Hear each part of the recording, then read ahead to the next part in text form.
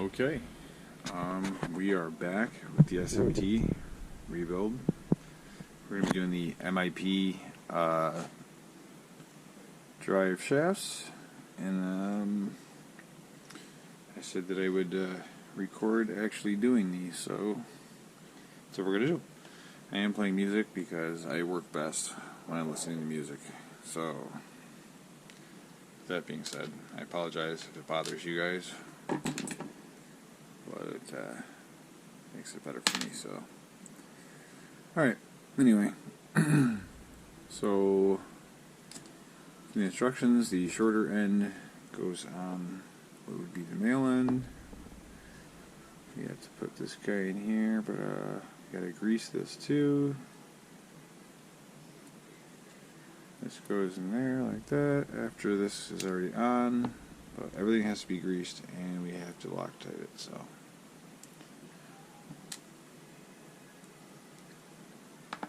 So, with MIP, they give you the grease and the thread lock, which is really nice.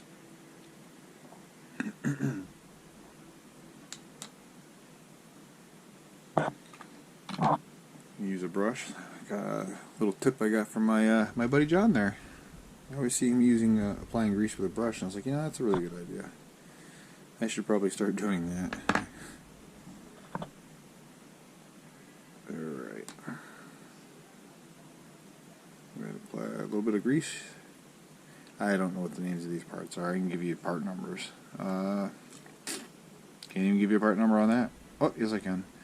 This is the part number 18100. 18100. That doesn't make sense because the arrow's pointing to two different parts, so I don't think this is part number. I don't know.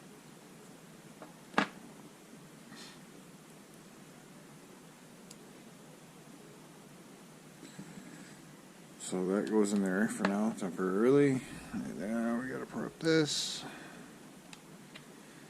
This pin goes through there. I don't think a whole lot of grease gets done in here. I'm gonna grease this ball. I'm not gonna grease inside here. I don't think that actually rusts on anything in there. Could be wrong.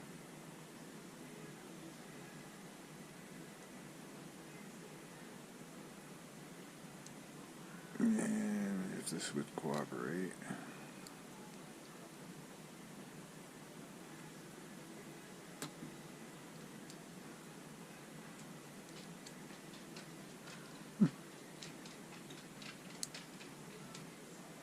But if the camera wasn't on, this would go easy. Let me pull that back out for a second.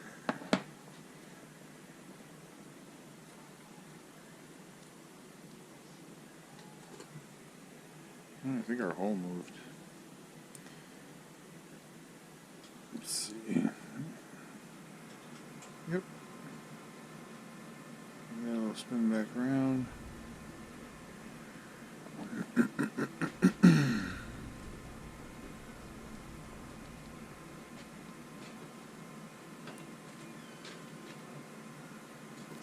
Well, pesky little bugger. And there goes the heater.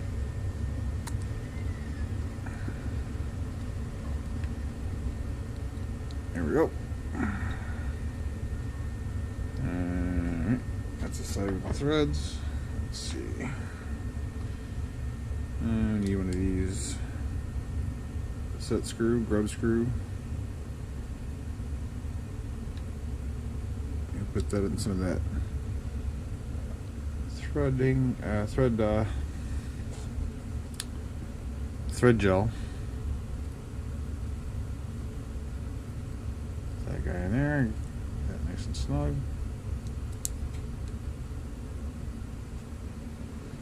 That's one side.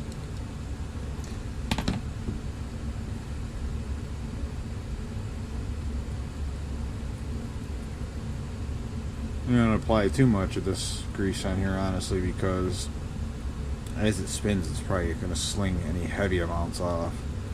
We want just a little bit to keep it lubed so it moves nice and free. And we will be lubing up this here, some grease here too, once we get that side done. Alright, we're going to do this side now real quick.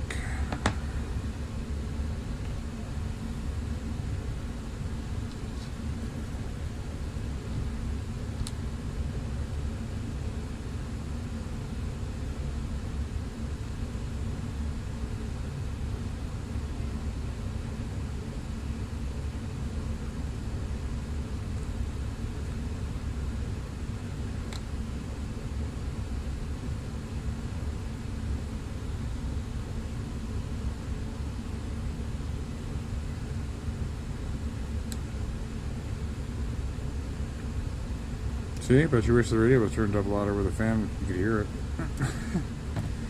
Fan's blocking it out now. Alright, let me make sure we line this hole up this time. I thought I did last time, but there we go.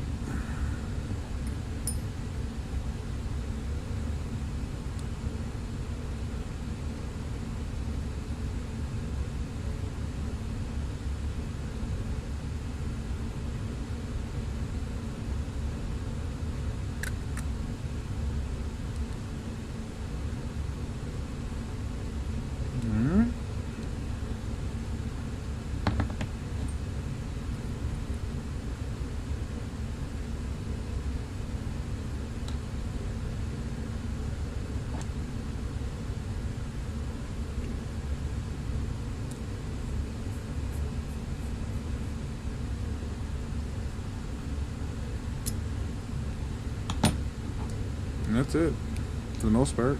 And grease this side up, these all up. And then there are more rub screws. They go in here to go onto your shaft, your transmission shaft, output shaft, and also the input for your input shaft for your axle will go on this side.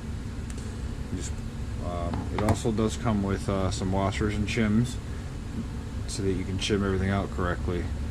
Other than that, you set in your 2 rub screws on both sides, and it locks it down in there. And that's that. So, rather than keep you guys here waiting, we'll do the next one off camera and get this stuff back together. Like I said before, this all goes together all at one time.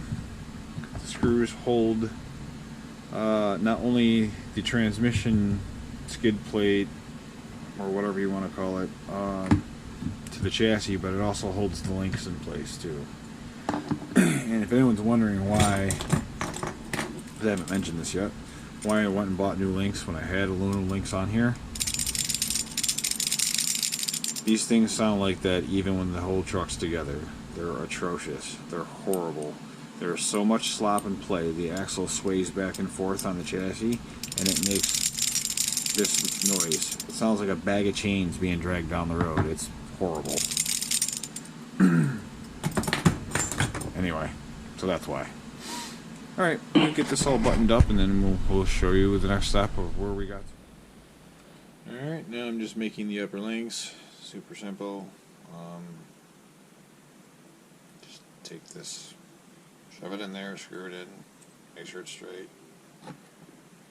Throw it to this end, and you should have one of these when you're done. Alright, well, I don't think you really need to sit here and watch me do this unless you really want to. I mean, that's entirely up to you. If you guys haven't pushed the fast forward button or the skip button or moved on to someone else's video by now, I'd be shocked anyway. I'm just kidding. Alright, see you guys in the vlog. Alright, we got our transmission back in, and our links are all on the axles, and we're starting to connect everything back in. Excuse me, sorry. We're starting to connect everything back together, not forgetting to grease our center shaft. And it's pretty neat. It looks just like a real drive shaft yoke from a real car. Just same keys, key style and all that. It's pretty neat. Anyway, so it goes in like that. put our last remaining screws in down here, and then our shocks on, and this is mounted in the rear anyway. There it is. Alright, so, I'll locate those.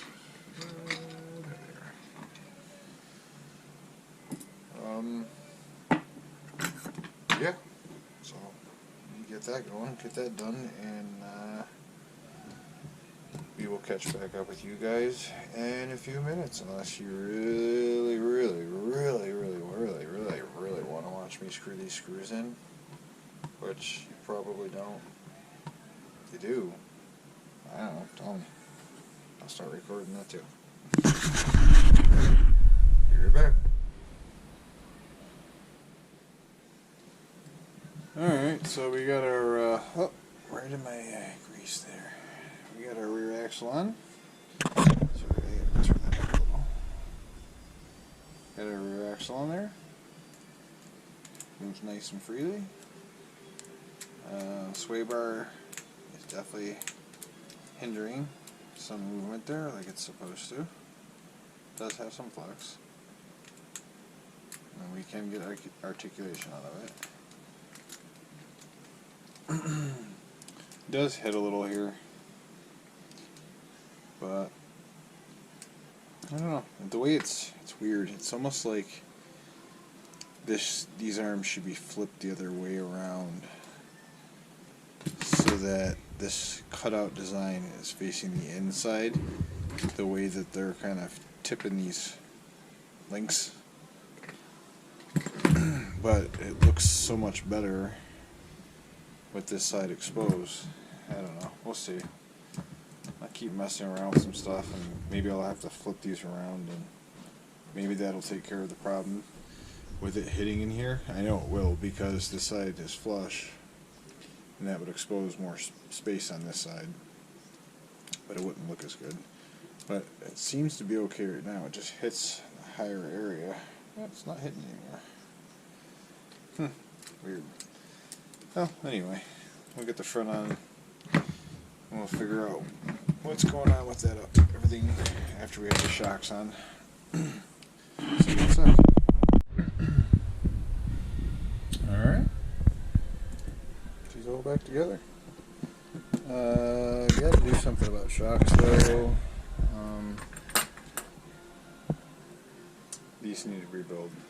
As I was squeezing them, I could hear squeaky, squeaky, like air moving. So they must have been leaking, and then there's remnants of oil around them, or signs or evidence, or however you want to put it. I think they're leaking now. So I gotta see if I can get parts for those, or if not, if I have to replace them. If not, I don't know. If the parts that are in there are still good, maybe they just need a good cleaning and an oil change. I don't know. I'll figure that out when I get into them, but for now, there it is.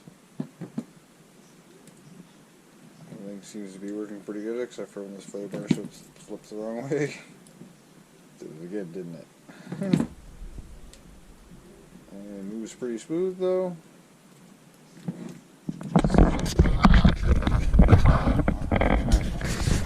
Okay, so what do we do next? I figure out what shocks. I'll tear those apart. I won't bother putting that on video. I gotta put electronics in. The speed controller. I got a fuse, Dynamite fuse I'm putting in. 130 amp. Same as the LMT. So yeah, and then we got our shouldn't run a Traxxas receiver. I'm gonna run a Traxxas radio for now because I can bind it. And that way, all my trucks are on different radios at least. So if I want to run them at the same time, I still can. Not that I ever do, but you know. Okay, so I guess we'll pick up somewhere. I don't know where yet, but we'll pick up back in a few somewhere. I'll talk to you guys soon. Oh yeah, we still got to do this steering setup here. Maybe I'll do that real quick. Yeah, maybe we'll do that. Alright. Now, John, I was just telling you recently that I had to rebuild shocks and that I really don't like doing them. because this is the mess I'm talking about. When they go bad and they leak, the seal goes bad or whatnot. It's messy. Messy.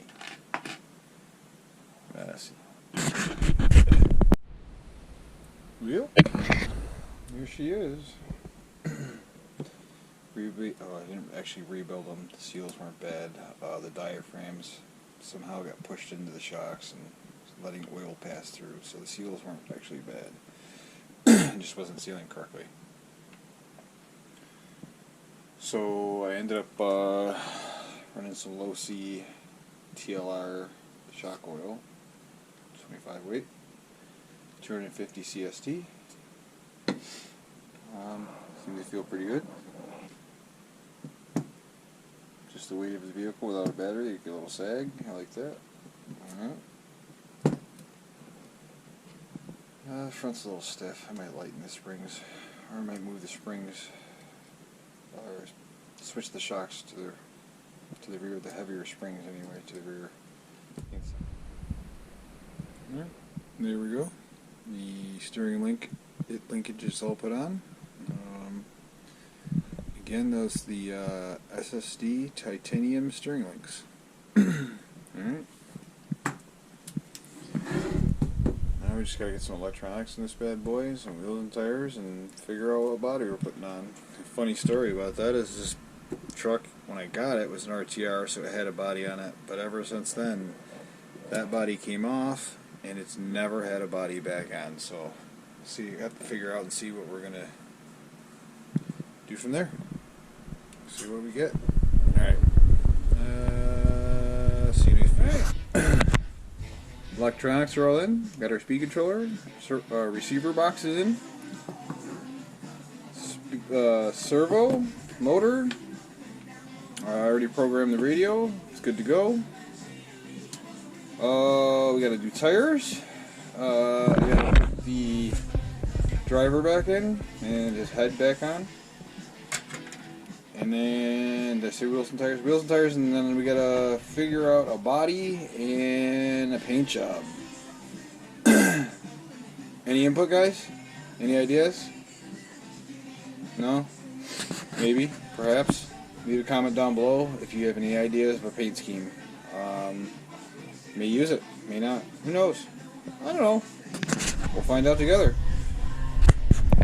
Alright, well, that'll do it for this one. This is part 2, I suppose. We'll do a part 3 where we button it up and then do some test runs.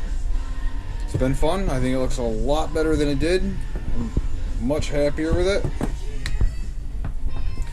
Alright guys, thanks for watching.